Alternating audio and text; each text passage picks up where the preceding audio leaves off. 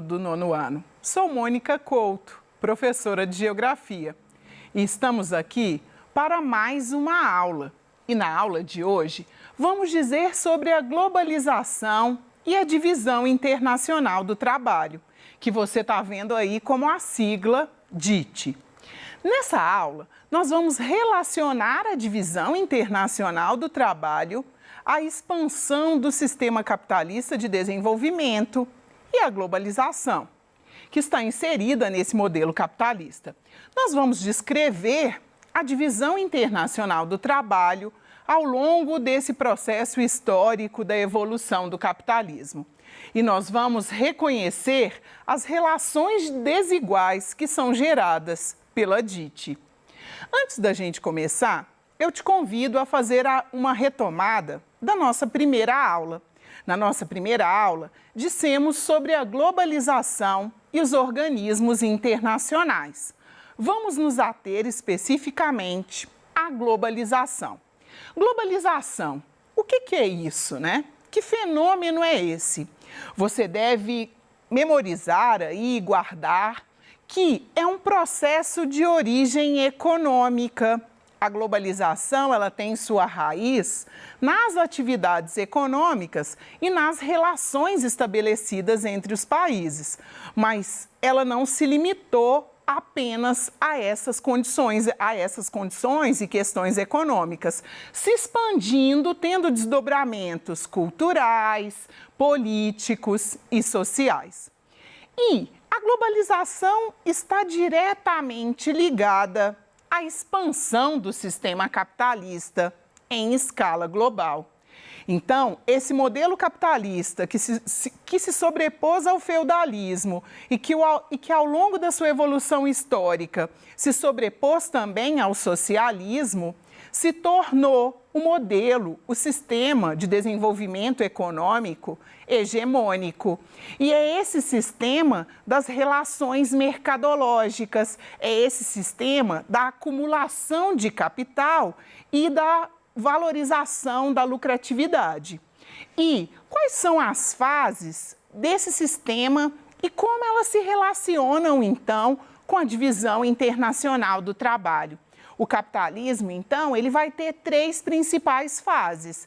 A gente vai dizer de um capitalismo que é o capitalismo comercial ou mercantilista, que é aquele capitalismo que retoma as grandes navegações, que é aquele capitalismo que está associado ao século XV, ao final do século XV, século XVI. É o capitalismo que estava relacionado à acumulação primitiva de bens, de capital. E aí você vai se lembrar que era aquela acumulação principalmente de matéria-prima. A transformação da matéria-prima no capitalismo mercantilista, comercial, era uma transformação pequena. Isso vai ser importante para a gente compreender como ocorre essa divisão do trabalho. E o capitalismo industrial? Então, aqui já século XVII, XVIII, XIX, a gente vai ter as revoluções industriais. A gente vai ter uma primeira revolução industrial mais associada ao carvão mineral. A gente depois vai ter uma segunda revolução industrial, quando da descoberta do petróleo. Então, estamos dizendo de um capitalismo fossilista, um capitalismo que está associado aos combustíveis fósseis. E associado a esses combustíveis fósseis, vem uma expressiva transformação da matéria-prima.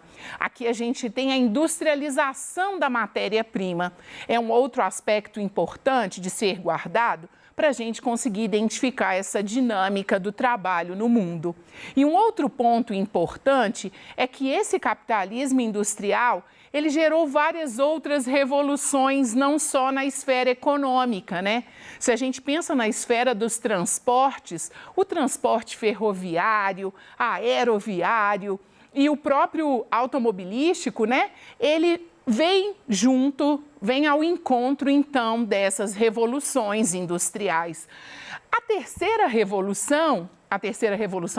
fase do capitalismo, a que a gente vive até os dias atuais, é o capitalismo financeiro. Ou seja, esse capitalismo evolui tanto e evolui tanto junto ao desenvolvimento da tecnologia que hoje a Organização Mundial, as relações mundiais, elas são estabelecidas em bolsas de valores, elas são estabelecidas por esse compartilhamento financeiro, por essas relações financeiras que passam pelas seguradoras e que passam por esse financiamento e que passa também pela presença de empresas multinacionais nesse território. Para a gente ser inserido, então, na DIT e pensar especificamente, eu trouxe uma notícia que diz como Shenzhen, é uma cidade chinesa, se tornou o principal centro de inovação do Oriente. Então, aqui vai ilustrar o que a gente vai discorrer de agora para frente na nossa aula. Essa cidade chinesa, há 40 anos atrás, ela era uma vila de pescadores e hoje ela é considerada a fábrica do mundo, principalmente na montagem de eletroeletrônicos. Então, é uma cidade que se desenvolveu porque a China abriu o território dessa cidade, a transformando em uma zona de economia especial, ou seja, é quando você deseja atrair empresas para um determinado lugar, já estamos dizendo aí de uma terceira fase do capitalismo e uma terceira fase da divisão internacional do trabalho. Então, aqui é esse exemplo que simboliza como que as relações entre os países que começaram de fornecimento de matéria-prima agora passa para um fornecimento de informações e de alta tecnologia. E você deve estar aí se perguntando, mas então, o que no final das contas é essa divisão internacional do trabalho? Essa distribuição, então, dos papéis entre os países na economia mundial. Os papéis que estão relacionados à produção em escala mundial, né? Porque se a gente pega a etiqueta de qualquer produto que a gente tem em casa, a gente consegue perceber que vem de vários países, muitos da China, mas muitos da Zona Franca, de Manaus, no Brasil. Então, a distribuição internacional do trabalho é essa divisão de papéis, né, desses países no âmbito internacional, onde cada região, dependendo do seu potencial e do interesse do país e da atratividade, ela se responsabiliza por uma parte dessa produção. E quais são as principais características, então, dessa organização, dessa produção e dessa divisão do trabalho? Ela está atrelada ao sistema capitalista, ou seja, ela emerge junto com o sistema capitalista e o seu desenvolvimento e muda junto com o desenvolvimento do capitalismo. Ela está baseada nessa economia mundial, dessas relações de produção e comércio. E ela produz desigualdades, porque quando a gente viu lá em Shenzhen, aquela cidade já sofre com o adensamento populacional. Ela começa a atrair um volume grande de pessoas, começa a ter a condição da precarização do trabalho. Então, nem sempre essa divisão internacional do trabalho, ela promove a igualdade, muito pelo contrário. E ela evidencia um conceito que a globalização traz, o conceito de acumulação, o conceito de centro e de periferia. Centro, que a gente considera os países desenvolvidos, aqueles que historicamente foram os que acumularam as riquezas. E a periferia, aqueles países, os subdesenvolvidos, hoje alguns já classificados como emergentes, que são aqueles que foram explorados, de onde essa matéria-prima era retirada num primeiro momento. E de onde hoje ainda é retirada essa matéria-prima, mas também a força de trabalho e também o mercado consumidor desses produtos produzidos pelos países centrais.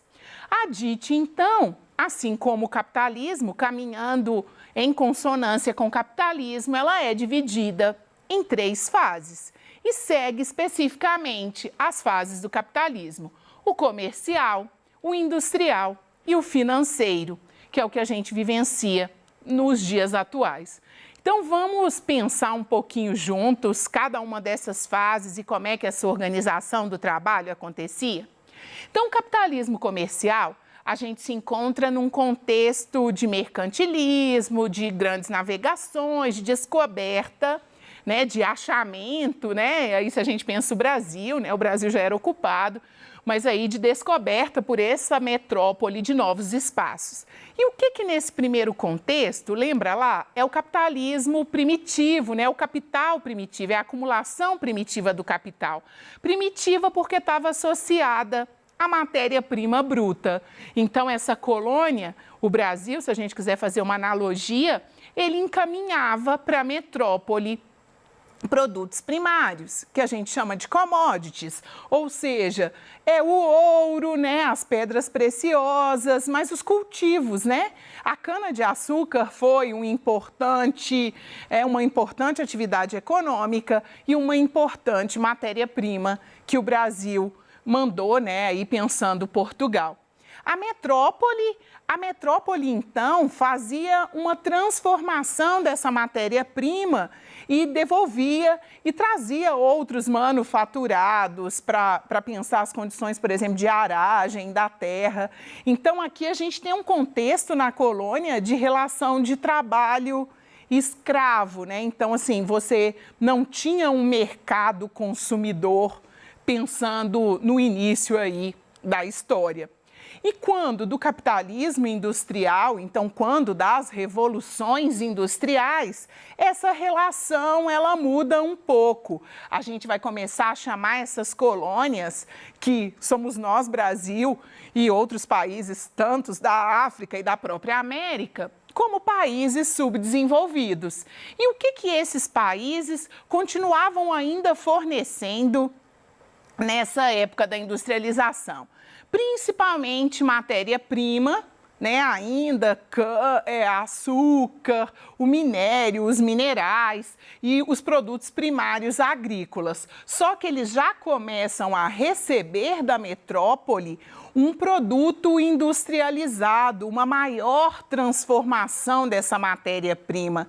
E isso vai estar associado a às questões, por exemplo, de abolição da escravidão nos países. Por quê? Porque o cenário agora é de necessidade de mão de obra para adquirir esses produtos industrializados. O capitalismo, ele muda de formato e passa a precisar de mercado consumidor, porque agora, a partir da industrialização, há uma larga escala de produção.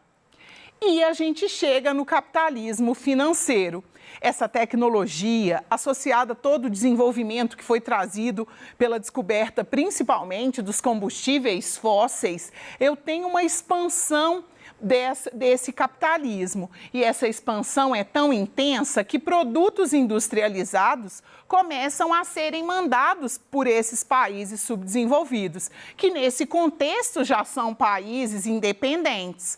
E a gente vai discutir um pouquinho que independentes politicamente, mas dependentes economicamente. Porque aqui a gente tem um contexto que os países desenvolvidos, que além de produtos industrializados, começam a encaminhar para esses subdesenvolvidos ou periféricos também alta tecnologia e também investimento. Então, essa terceira fase do capitalismo, ela está associada às relações financeiras, a essa volatilidade das ações de uma determinada empresa, da presença de multinacionais no país, a uma especialização desse trabalho, né? A mão de obra, ela começa a ser cobrada por um caminho de uma especialização para dar conta dessa atividade econômica. E agora é com você. Vamos pensar juntos, então, como que essa DIT ela se faz na modernidade e como ela se relaciona com as suas fases anteriores. Então, a DIT, o texto diz, né, que a DIT hoje ela é determinada pelas companhias transnacionais que operam simultaneamente em um número incalculável de países. Então, quando a gente se pensa em transnacionais, a gente está falando daquelas indústrias que aquelas grandes empresas, que elas têm a sua linha de produção disseminada pelo mundo e fazendo a venda de um determinado produto. Essas empresas também, elas acabam se unindo para dominar um determinado mercado, às vezes de uma tecnologia, de um determinado produto, às vezes dominar o mercado de vários produtos. Então, ele está descrevendo que a gente vive num contexto no qual a divisão internacional do trabalho ela é comandada por empresas transnacionais e por esse capital. Então, elas vão, frequentemente se relacionar com o mundo aí, e ela tem essa disposição de rede, isso é a sua prioridade. E aí a gente tem a pergunta, como é que a gente pode comparar essa divisão internacional do trabalho, descrita nesse curto texto, com a como isso, descrita no texto, e como isso ocorre na América Latina. Então, vamos pensar as duas coisas? A gente vai pensar numa divisão internacional do trabalho que veio de uma lógica de acumulação e exploração. Lembre-se que para haver acumulação, tem que haver exploração. A gente está lá, de novo, no princípio dos países centrais e das periferias. E se você se recorda, a América Latina está caracterizada aí como países subdesenvolvidos, fomos colônia de exploração ao longo da nossa história. Então, logo, hoje somos países independentes, não somos mais colônia, politicamente somos nações independentes, mas ainda mantemos relações econômicas. E com essa divisão internacional do trabalho, essas relações econômicas, elas se tornam muito frágeis dentro desses países. Porque se uma empresa multinacional vem e se fixa no Brasil, emprega a população e traz alguma lucratividade, porque parte do que é produzido fica no país, se essa empresa, por exemplo, ameaça ir embora porque você não está tendo, por exemplo, o rendimento desejado, olha a fragilidade econômica que se encontra o país que tem em seu território essas grandes empresas multitransnacionais. Então, somos independentes, sim, politicamente, mas somos dependentes economicamente. Logo, esse ciclo vicioso da dependência dos países centrais e da periferia, dos desenvolvidos e dos subdesenvolvidos, ele permanece na atualidade, exposto, então, nessas relações econômicas estabelecidas pela DIT. Então, na aula de hoje, vamos fazer uma retomada aqui. Você viu que a divisão internacional do trabalho é compreendida como essa divisão produtiva aplicada em escala internacional, ou seja, essa divisão do trabalho, do comércio, da produção. Você viu que a divisão internacional do trabalho produz desigualdade? Acabamos de perceber isso aqui na atividade, Ou seja, os países centrais, eles continuam nessa lógica da acumulação e os países historicamente periféricos continuam nessa lógica da exploração, como mercado consumidor, como mão de obra e como fonte de matéria-prima. E a divisão internacional do trabalho, ela sofreu grandes modificações à medida que o capitalismo também foi se desenvolvendo em seus 3 grandes ciclos, as suas 3 grandes fases. Então, até a próxima aula e caso você possa, fique em casa, aproveite esse tempo para acompanhar conosco as aulas, para estudar e descobrir novas coisas, para quando do retorno às atividades presenciais, você possa compartilhar com seu professor e com seus colegas os conhecimentos que você conseguiu desenvolver, mas também suas dúvidas. Um abraço e até breve.